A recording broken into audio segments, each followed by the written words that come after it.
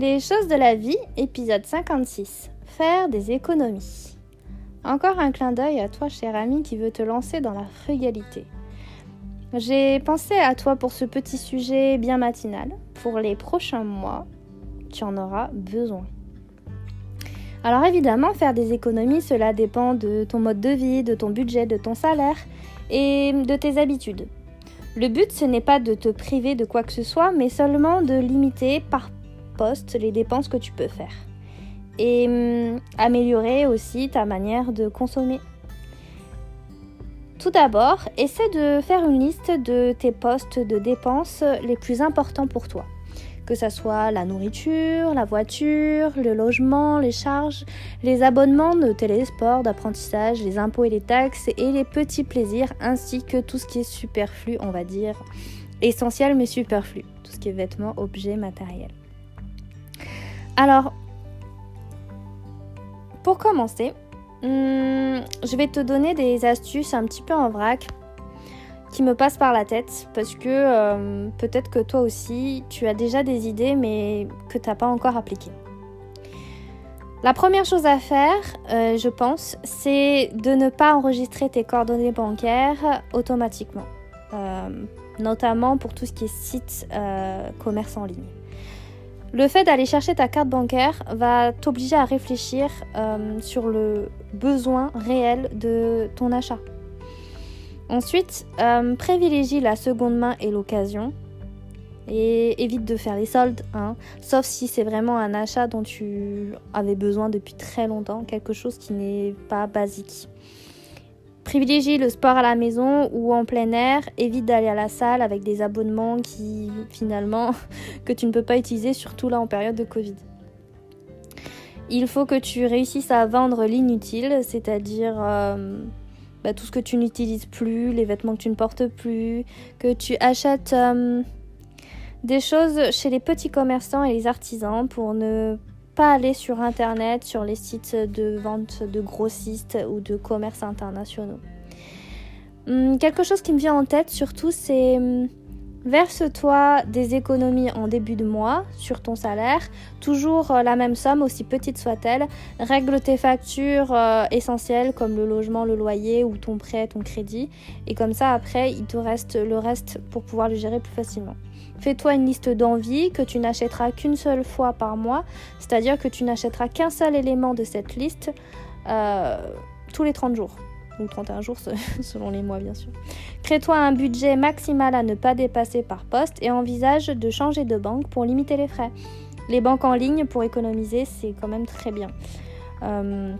Sauf évidemment si tu as un crédit, mais diversifier, avoir plusieurs comptes bancaires, ça aide aussi à faire des économies, c'est-à-dire si c'est des dépenses permanentes, tu le fais avec ta banque, on va dire physique, et tout ce qui est achat superflu, tout ce qui est banque en ligne pour éviter d'avoir des frais inutiles.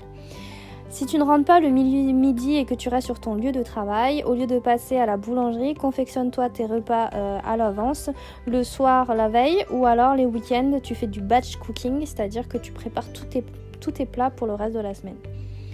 Ensuite, au quotidien, essaie de consommer moins, c'est-à-dire la facture d'électricité, la facture d'eau, en remplaçant toutes tes ampoules par des basses consommations, en étayant bien la lumière et justement en évitant de prendre des douches ou des bains trop longs. Regarde moins la télé, ouvre les livres et ça te permettra de t'instruire et de passer moins de temps à végéter. Pour ce qui est voiture, vérifie la pression des pneus et change les filtres à air régulièrement, ça te fera faire des économies. Et puis surtout, laisse ta carte bancaire à la maison. Paye en espèces, comme ça tu auras une meilleure visibilité sur ce que tu dépenses. Et notamment quand tu fais les courses, tu te fais une liste à l'avance et tu ne déroges pas à cette liste. N'achète pas des choses inutiles, ne passe pas dans les rayons dont tu n'as pas besoin. Consomme moins et mieux, que ce soit en épicerie locale ou en supermarché. Essaie de ne pas consommer plus dont tu as besoin. Et sur les éléments, on va dire essentiels, prends les prix de base. Ensuite, tu peux arrêter de commander des plats livrés. Prépare tes propres repas, ce sera beaucoup mieux, même si de temps en temps tu peux te faire plaisir. Répare les objets qui sont abîmés, les vêtements tu peux les repriser avant de les donner ou de t'en débarrasser pour du recyclage. Évite d'acheter des cadeaux neufs, tu peux faire des cadeaux faits maison, des dessins, des tirages photos. Bois de l'eau du robinet et bois souvent de l'eau pour éviter de dépenser ton argent dans des jus de fruits ou des sodas. Arrête de fumer aussi, parce que ça te fera des économies sur ton temps de vie et aussi pour améliorer ta qualité de vie tout simplement. Fais du bénévolat si tu peux, donne un peu de ton temps dans une association de bricolage, d'aide à la personne ou d'association sportive. Si tu as des dettes, des crédits ou des prêts en cours, fais une barre de progression pour visualiser la progression. Crée-toi cette échelle pour voir que tes remboursements se font au fur et à mesure. Reste concentré sur le résultat final, car se débarrasser de toutes les dettes ou de tes crédits le plus rapidement possible, c'est important. Prends soin de toi et de ton corps, c'est-à-dire qu'il faut bien petit déjeuner équilibré, te faire aussi ta propre opinion et être à l'écoute des autres. C'est très important que de rester fixé sur toi-même. Prends un carnet aussi pour noter toutes tes pensées, tout ce qui te vient de l'esprit. Et ensuite, tu peux aussi viser la radicalité. D'habiter dans une ville où le coût de la vie est moins élevé. Ou pareil, pour passer tes vacances, évite d'aller dans les endroits où c'est beaucoup trop cher. Profite du grand air dans des endroits qui sont un peu moins fréquentés. Profite des aménagements gratuits aussi des communes, soit que tu visites parce que tu es en vacances ou parce que tu habites, comme les parcs, les sentiers de randonnée, la médiathèque justement pour emprunter les bouquins, pour emprunter des DVD ou...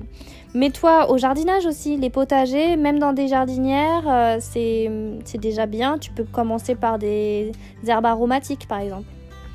Et après, post-Covid, tu pourras emprunter les transports en commun pour limiter l'utilisation de la voiture, faire du covoiturage, faire toutes les activités qu'il y a dans l'agenda culturel parce que la plupart sont gratuites. Tu peux aussi fabriquer tes propres produits ménagers. Tu peux conduire plus calmement aussi parce que être à la bonne vitesse te permet de faire des économies. Habiter dans un logement plus petit, que ce soit une petite maison ou un petit appartement, comme il y a moins d'espace, eh bien, il y aura moins de futilité, tu encombreras moins aussi ton espace. Et puis si tu utilises des produits cosmétiques, il faut que tu limites les produits. Limite-toi à l'huile et au coton réutilisable et à la crème de jour ou crème de nuit tout simplement et prends du shampoing solide, du savon solide. Évite ensuite le reste, tu as même des rouges à lèvres que tu peux fabriquer toi-même. Et puis après sur la consommation de logement, baisse le chauffage, mets un pull et prends un plaid, ça te fera faire des économies aussi. Isole ton logement aussi si tu es propriétaire ou demande à ton propriétaire justement d'isoler mieux ton logement et de changer les fenêtres si besoin parce que c'est la déperdition de chaleur, ça te permettra de moins consommer d'énergie. Et puis fais des virements automatiques pour tout ce qui est facture en ligne obligatoire, et prélèvement aussi de tes impôts ou de tes taxes. Ce sera un bon début pour faire des économies. Alors c'est parti!